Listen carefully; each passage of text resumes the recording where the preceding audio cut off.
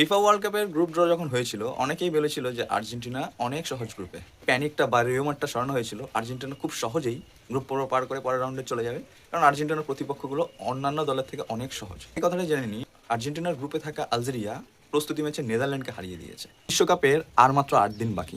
এবারের বিশ্বকাপে বিশ্ব চ্যাম্পিয়ন আর্জেন্টিনা আছে যে গ্রুপে, তাদের প্রতিপক্ষ আলজেরিয়া, অস্ট্রিয়া ও জর্ডান, যা অন্যদের চোখে অনেকটাই কমা মনে হচ্ছে। এই দলগুলোর বিপক্ষে খেলা অনেকটা কঠিন হবে বলে আন্তর্জাতিক মহলে বিশেষজ্ঞরা মনে করছে। আর্জেন্টিনা যদি গ্রুপ চ্যাম্পিয়ন হয় তাহলে এইচ গ্রুপের রানার্স আপের সঙ্গে খেলতে হবে, সেটি হতে পারে স্পেন বা উরুগুয়ে। তারা রাউন্ড অফ 32 এই কঠিন প্রতিপক্ষ পেতে পারে আলবিলেস্তারা। ম্যাচ হতে পারে রাউন্ড অফ 16-এ। স্বাগতিক যুক্তরাষ্ট্র, তুরস্ক এবং মিশরের মতো দলকে ফেস করতে হতে পারে। সবাই মোটামুটি ভালো লড়াই দেবে, সেটা নিশ্চিত।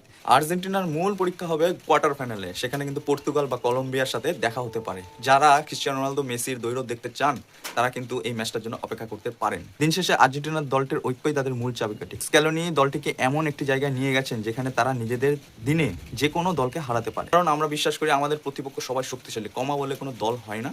আপনি দেখবেন এই দলটি অবশ্যই আমাদের প্রত্যাশা বজিয়ে রাখবে এবং বিশ্বকাপে ভালো রেজাল্ট দেবে। তবে আলজেরিয়া ও জর্ডানের মতো প্রতিপক্ষকে আমি সবসময় শক্তিশালী মনে করি, কেননা আমরা কখনোই আমাদের প্রতিপক্ষকে কমা মনে করি না।